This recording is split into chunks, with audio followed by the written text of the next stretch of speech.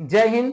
आज का टॉपिक है कि डोरी से बंधे कड़ की क्षैतिज वृत्त में गति किस प्रकार से होती है, जिसे हम कहते हैं motion of a particle tied to string in horizontal circle. जिस प्रकार से आप हाथ में आप एक धागा ले लेंगे, धागा के लास्ट वाले किनारे पर आप एक लोलर या ऑब्जेक्ट या कड़ कोई आप बांध देंगे। ठीक, बांधकर आप इस प्रकार से घुमाएंगे इसे क्षैतिज घुमाएंगे, वर्टिकल नहीं। वर्टिकल आपका आगे टॉपिक है, और वो भी क्षैतिज घुमाएंगे तो आपका जमीन से सटा नहीं होना चाहिए, जमीन से लगा नहीं होना चाहिए, वो जमीन से उठकर होना चाहिए। ठीक, और एक चीज कंडीशन है, आप ये देखिए, जैसे ये क्या धागा है, समझ में, ये धागा है, हम यहां से पकड़कर इसको इस प्रकार से ऐसे से घुमाते हैं। ठीक, ऐसे घुमाते हैं क्योंकि ये 3 डायमेंशन होता है, इस पर बन नहीं पाता, दिखने में लगता है सर्किल टाइप, तो इस प्रकार से आप घुमाएंगे, जैसे इस प्रकार। ठीक, इस प्रकार से आप घुमा रहे हैं यही, तो आपका मूव कैसे करेगा, इस साइड करेगा वेलोसिटी। ठीक, इस साइड इस तरह से करेगा, समझ में आया। अब देखिए यहाँ पर जो कड़ है, कड़ का मास है, ठीक, मास एम है, समझ में आया। लेकिन जो कड़ का भार हम नगण्य मान रहे हैं। क्यों? क्योंकि यहाँ पर देखिए कड़ का भार हम नगण्य मानेंगे, एक बार नगण्य मान कर करेंगे, एक बार नगण्य मानकर नहीं करेंगे, उसका कोई न कोई भार है। ठीक, भार क्या होता है, जब आप कोई भी वस्तु जमीन से ऊपर की ओर उठाते हैं, ठीक, तो एक नीचे की ओर गुरुत्वीय बल कार्य करता है, वही हमारा क्या भार होता है, जो नीचे की ओर कार्य करता है। तो इसका भार को हम नगण्य मानते हैं, क्योंकि अगर नगण्य नहीं मानेंगे तो अगर वो नीचे की ओर पृथ्वी खींच रहा है और वस्तु ऊपर की ओर है, तो वो एक वृत्तापथ नहीं करेगा, समझ, क्योंकि ये क्या है, एक समान वृत्ति पथ है। जो आपका हॉरिजॉन्टल ये क्षैतिज है, ये समान वृत्ति पथ करता है, और जो वर्टिकल होता है वो असमान होता है, वृत्ति गति करता है। ठीक, तो इसलिए समान वृत्ति करने के लिए हम इस भार को नगण्य मान लेते हैं। देखिए भार और मास में बहुत डिफरेंस होता है। ठीक, ये क्या है, इसका मास जो फिक्स होता है, लेकिन जो भार होता है वो डिफरेंट होता है। चंद्रमा पर अलग होता है, पृथ्वी पर अलग होगा, इक्वेटर पर अलग होगा, ठीक, पोल पर अलग होता है, समझना। लेकिन भार हर जगह सेम होता है। तो इस पिंड का जो मास होता है, मास सेम होता है, भार क्या डिफरेंट होता है। ये कोई कण है, समझ में, ये इस प्रकार से मूव कर रहा है। ठीक, इस प्रकार से जब मूव करेगा तो इसका एक मास एम मान लेते हैं। ठीक, अब देखिए ये कार क्या नीचे इस साइड कर रहा है, यहाँ सेंटर की ओर कर रहा है, यहां से हम इस प्रकार से घुमा रहे हैं। ठीक, तो ये घुमाएंगे तो नीचे की क्या एक बल कार्य करेगा, यही बल क्या हो जाता है हमारा, ठीक, अभिकेंद्र बल, जिसे हम सेंट्रीपिटल फोर्स कहते हैं। ये बल कैसा है, ये क्या, ये डोरी है। ठीक, ये क्या है, रस्सी कहिए या डोरी कहिए, समझ में आया, डोरी है। ये डोरी में जो तनाव उत्पन्न हो रहा है, ठीक, यही तनाव हमारा सेंट्रीपिटल फोर्स का कार्य कर रहा है, क्योंकि अंदर की ओर आता है। सेंट्रीपिटल फोर्स हम आपको बताए थे कि कोई भी बल अगर अंदर की ओर, केंद्र की ओर कार्य करता है, उसे हम सेंट्रीपिटल फोर्स कहते हैं। तो यहाँ पर जो रस्सी के माध्यम से ये बल अंदर की ओर लग रहा है, यही हमारा सेंट्रीपिटल फोर्स हो जाता है, समझ में आया। तो सेंट्रीपिटल फोर्स का ये मास एम मान लेते हैं। ठीक, ये इसका मास एम है, इसका रेडियस यहां से यहां तक कोई ना कोई रेडियस होगा ना, ये यहां से, ठीक, रेडियस आप जहां मान सकते हैं, हर जगह रेडियस सेम होगा। आइए इस प्रकार से वृत्ति गति करेगा, समझ में आया, इस प्रकार से वृत्ति गति करेगा तो डोरी में लगने वाला बल अभिकेंद्र बल का कार्य करता है। ठीक, यही जो डोरी में तनाव बल है वही अभिकेंद्र बल का कार्य करता है। ठीक, तो कण का द्रव्यमान m है, कण का द्रव्यमान m मान लिए, रेडियस r है। ठीक, ये समान चाल से घुमाया जाता है, समझ में, समान चाल से घुमाएंगे तभी वो आपका वृत्ति पथ गति करेगा, क्योंकि ये एक समान चाल है, समझ में। अब देखिए, अब ये हो गया। अब हम एक राउंड के लिए लेते हैं, समझ में आया। अब एक राउंड के लिए 1 राउंड, अगर हम 1 राउंड यहां से हम लेते हैं, ठीक, यहां से लेते हैं घुमाकर इस प्रकार से लेकर इसी जगह फिर आ जाते हैं, तभी ना एक राउंड होगा, समझ में। ठीक, तो एक राउंड घूमने के लिए हम क्या, एंगुलर वेलोसिटी होता है। एंगुलर वेलोसिटी क्या होता है, जिसे हम दिखाते हैं ओमेगा से, एंगुलर वेलोसिटी को ओमेगा से दिखाते हैं। ठीक, जिसे हम कोणीय वेग कहते हैं। कोणीय वेग बराबर होता है कोण बटे समय, कोण को हम थीटा से दिखाते हैं, समय को हम टी से दिखाते हैं, समझ में आया। ठीक, कोणीय वेग, यहां समझिए, कोणीय वेग बराबर, कोणीय वेग जो होता है वो कोण बटे समय होता है। ठीक, कोण बटे समय होता है, इसको हम थीटा से दिखाते हैं, इसको टी से दिखाते हैं, समझ में आया। अब देखिए जब ये एक राउंड पूरा गति करेगा, ठीक, तो कितने डिग्री बनाएगा कोण, ये 360 डिग्री बनाएगा, 360 डिग्री बनाएगा। ठीक। और जो पाई इक्वल टू कितना होता है, 180 डिग्री होता है, तो 360 को लिख सकते हैं 2 पाई। ठीक, 2 पाई लिख सकते हैं। तो हम थीटा के स्थान पर क्या लिखेंगे, क्योंकि हमें एक राउंड, हमें टाइम ज्ञात करना है, समझ आया। इसमें हमें टाइम ज्ञात करना है, कितना समय लग रहा है, समझा। तो हम एक राउंड पूरा करने में थीटा कितना जाएगा, 2 पाई लिख सकते हैं, या यही चीज यहाँ पे लिखेंगे 360 डिग्री को 2 पाई लिख सकते हैं। ठीक, अब ये समय है टी लिख सकते हैं। अब हमें टी ज्ञात करना है, तो हम डब्ल्यू ओमेगा, डब्ल्यू नहीं बोलेंगे, omega equal to 2 pi by t. अब टी को हम ट्रांसफर कर लेंगे तो 2 पाई बाई ओमेगा हो जाएगा। ठीक, अब देखिए ओमेगा इक्वल टू क्या होता है, 2 पाई बाई टी होता है। ठीक, 2 पाई बाई टी होता है, लेकिन कई फार्मूला होता है। एक हम आपको फार्मूला बताए थे, लीनियर वेलोसिटी और एंगुलर वेलोसिटी में रिलेशन होता है। ठीक, तो v equal to are omega होता है। ठीक, तो यहां से ओमेगा को ट्रांसफर कर लेंगे तो v बाई आर हो गया। ठीक, अब v बाई आर ओमेगा के स्थान पर आप पुट कर देंगे, तो 2 पाई v बाई आर। ठीक, v बाई आर। ठीक, अब देखिए, अब इसको जब ट्रांसफर करेंगे ऊपर चला जाएगा, तो t इक्वल टू क्या हो जाएगा, 2 पाई आर अपान v हो जाएगा। ठीक, देखिए v बाई आर तभी ऊपर जा रहा है, अगर इसमें अगर आता, जैसे एक कंफ्यूजन होता है, जैसे मान लो 2 अपान 2/3 है। ठीक, ये ऊपर चला जाता है 3। ठीक, अगर मान लीजिए 2/3 है, अगर यहाँ पर 5 है, ठीक, ये आपका इसी जगह गुणा हो जाता है, तो इसको आप ध्यान देंगे। ठीक, ये मैथमेटिक्स का। अब देखिए ये होगा, अब यही आपका क्या होगा, समय होगा। एक राउंड में ये समय कितना लगेगा, 2 पाई आर बाई भी, ये टाइम पीरियड नहीं, ठीक, ये समय है, टाइम पीरियड नहीं, आवर्तकाल है, एक समय नहीं। तो एक राउंड घूमने में कितना समय लगेगा, 2 पाई आर बाई भी। इससे आपका क्वेश्चन पूछा जाता है। ठीक, अब देखिए यदि यहाँ पर यदि डोरी को छोड़ दिया जाए, समझ, जिस प्रकार से हम यहाँ पर घुमा रहे हैं, इस प्रकार से घूम रहा है। ठीक, घूम रहा है, हम रस्सी को छोड़ देते हैं, तो वो एक बैग रस्सी क्या आगे की ओर बढ़ता है, समझ, तो रस्सी क्या आगे की ओर बढ़ेगा। तो ये इस प्रकार से उसके स्पर्शी होकर, इस प्रकार से यदि हम ये डोरी को छोड़ देंगे तो वह इस प्रकार से होते हुए चला जाएगा। ठीक, वेग की दिशा में स्पर्श होते हुए वो आगे की ओर जाएगा, समझ में आया? यही वेग की दिशा में स्पर्श होते हुए आगे की ओर चला जाएगा। ठीक, चला जाएगा, लेकिन यहाँ पर जो अभिकेंद्र बल हो जाएगा, जब रस्सी टूटेगा तो अभिकेंद्र बल 0 हो जाएगा। यही जो एफ लिखे हैं ये सेंट्रीपिटल फोर्स है, समझ में आया? सेंट्रीपिटल फोर्स है जिसे अभिकेंद्र बल कहते हैं। ठीक, ये 0 हो जाएगा, रस्सी टूटने पर अभिकेंद्र बल 0। अगर आपसे क्वेश्चन पूछे कि रस्सी टूटने पर या क्षैतिज वृत्त में गति करते हुए रस्सी टूटने पर उसका अभिकेंद्र बल क्या होगा, अभिकेंद्र बल 0 हो जाएगा। ये सब 1 नंबर में क्वेश्चन पूछा जाता है, समझ में आया? अब देखिए हम लोग दूसरा चीज देखते हैं कि यदि कण का भार मान लिया जाए। ठीक, यदि कण का भार हम कुछ मान लेते हैं, समझ में आया?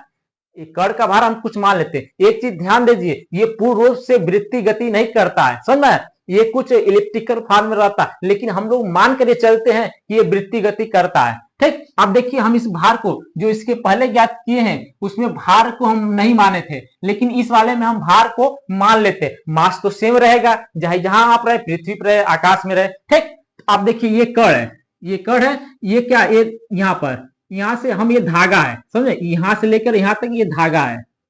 ठीक, ये धागा है, ये धागा है, हम धागा को लेकर इस प्रकार से घुमाते हैं। ठीक, इस प्रकार से घुमाते हैं।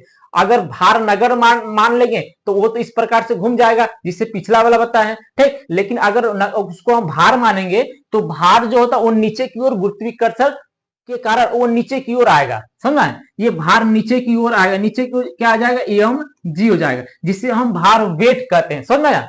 ठीक, अब देखिए ये नीचे की जो जब आएगा तो जो यहाँ पर रस्सी है, रस्सी क्या हो जाएगा, रस्सी ऊपर हो जाएगा, वो नीचे की ओर इस प्रकार से क्षैतिज करेगा, ऐसे ऐसे ऐसे करेगा, समझ में यार? ये पूर्ण रूप से ऐसे नहीं करेगा एकदम। ठीक, वो नीचे आकर करे, इसका आकार क्या होगा, शंकु आकार का होगा। अगर आपसे क्वेश्चन पूछे कि अगर किसी पिंड में अगर हम धागा, किसी पिंड को हम भार मानकर उसको क्षैतिज घुमाए तो वो आकार क्या होगा, उसका आकार शंकु आकार हो जाएगा। ठीक, यहाँ पे लिखा कण क्षैतिज होकर ठीक शंकु का आकार हो जाता है, ये नहीं शंकु का आकार है इस प्रकार से। ठीक, कोन इसे बोलते हैं, शंकु का आकार हो जाएगा। अब इसकी लंबाई, यही आपका जो डोरी है, जिस डोरी कहिए, रस्सी कहिए, धागा कहिए, सब एक ही, इसका लंबाई यल, और यही यल, यही भी, ये भी यल होगा। ठीक, अब यहाँ पर ये कड़ है, समझ में आया, ये कड़ है जिसका मास तो रहेगा, मास तो फिक्स रहता है कहीं पर भी है, तो इस पर एक तनाव बल कहाँ का, यहाँ पर करेगा, जिसे हम सस्पेंशन कहते हैं। यहां से हम बांधे हुए, ठीक, बांध के इस प्रकार से घुमाए हुए, समझना। तो वो कड़ का है, तो ऊपर की ओर एक बल कार्य करेगा, यही बल जो है हमारा एफ होता है। कौन सा बल है, टी है, ठीक, यही हमारा टी ही कहा जाता। अभी केंद्र बल कार्य कर रहा है सेंटर की ओर, तो यही हमारा m we square by r हो जाता है, समझ में आया। ठीक, अब देखिए ये जो कड़ है, तो कड़ के अकॉर्डिंग नीचे है, तो एक ऊपर, इसमें दो कंपोनेंट हो जाता है, समझ में आया। तो कड़ क्षैतिज वृत्त में गति कर रहा है, क्षैतिज वृत्त में गति करेगा, ठीक, कड़ क्षैतिज वृत्त में गति करेगा।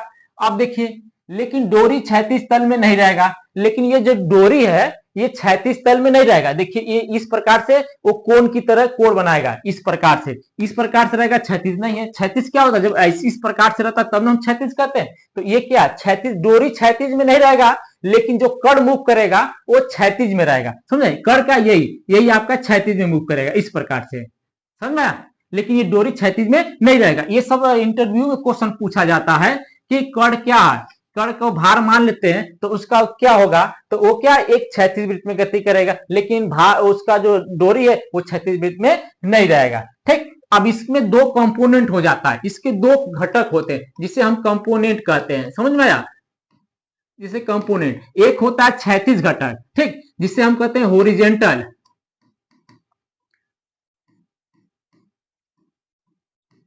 एफ साइन थीटा, और जो वर्टिकल कंपोनेंट होगा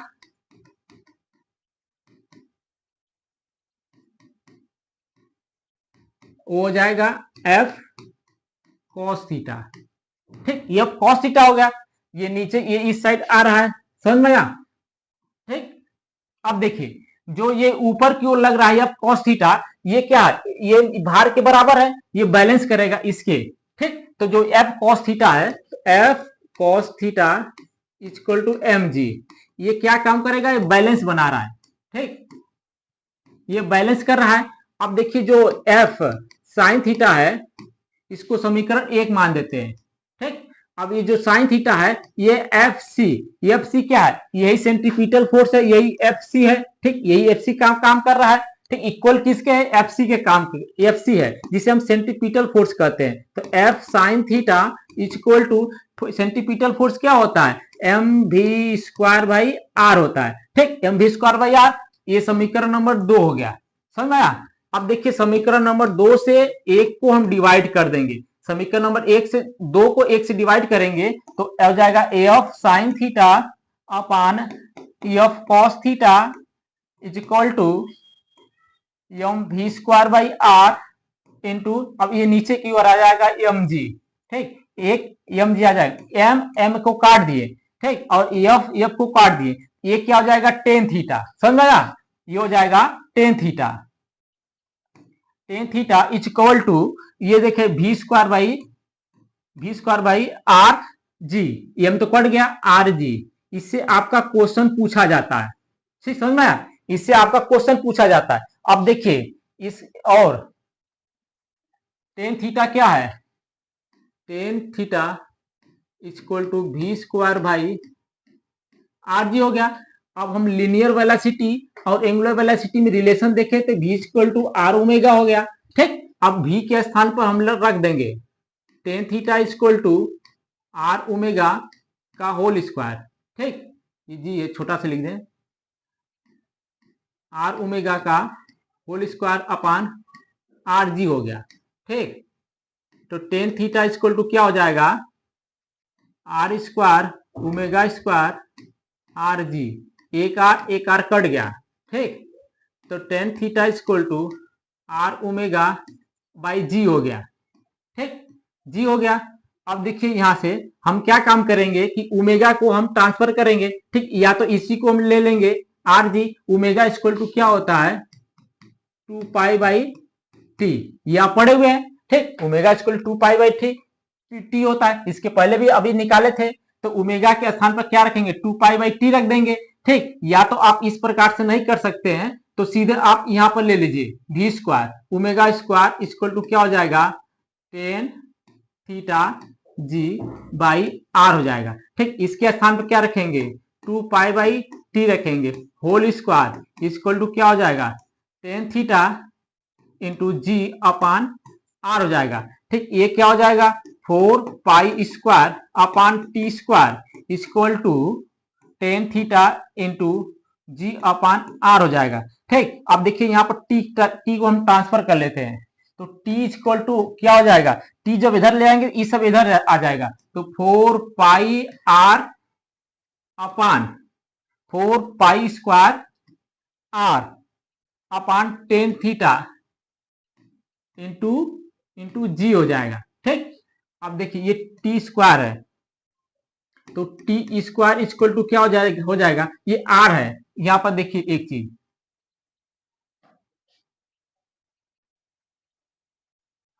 ठीक, अब देखिए यहां पर क्या थीटा है तो आर हम लेंगे कि साइन थीटा यहां से हम लेंगे साइन थीटा बराबर क्या होता है लंब अपान कड़ होता है। ठीक, साइन थीटा इक्वल टू लंब अपान कड़ होता है। तो इस कोण से देखेंगे यहां से मान लीजिए P है ये मान लेते हैं यहां पर S है। ठीक, अब देखिए इस कोण से लेंगे साइन थीटा इक्वल टू लंब लंब इसका क्या यही है।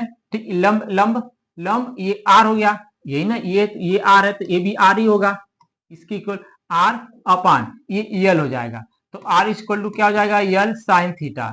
ठीक, तो ये लिख सकते हैं इसके स्थान पर यल साइन थीटा इसके स्थान R के जगह पर R इक्वल टू क्या लिख सकते हैं यल साइन थीटा ये यल है।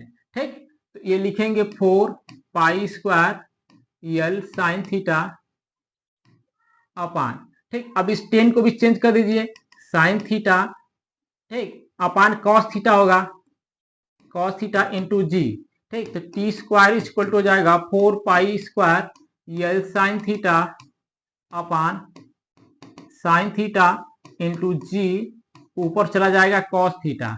ठीक, साइन थीटा कट गया तो अब देखिए कॉस थीटा ले लेते हैं तो कॉस थीटा बराबर क्या हो जाएगा टी स्क्वायर जी अपान 4 पाई स्क्वायर यल हो जाएगा। ठीक, इसके कहने का मतलब यह है कि अगर थीटा का मान कि थीटा का मान कभी भी 90 डिग्री नहीं हो सकता है। ठीक, ये असंभव है 90 डिग्री नहीं क्योंकि जीरो अगर काश 90 डिग्री की वैल्यू जीरो होती है समझ में आया। ठीक, तो थीटा की वैल्यू कभी भी जीरो नहीं हो सकता है। अगर जीरो होगा तो आपका जो रोटेशन पीरियड है ठीक परिक्रमण काल है वो क्या हो जाएगा शून्य हो जाएगा। परिक्रमण काल जो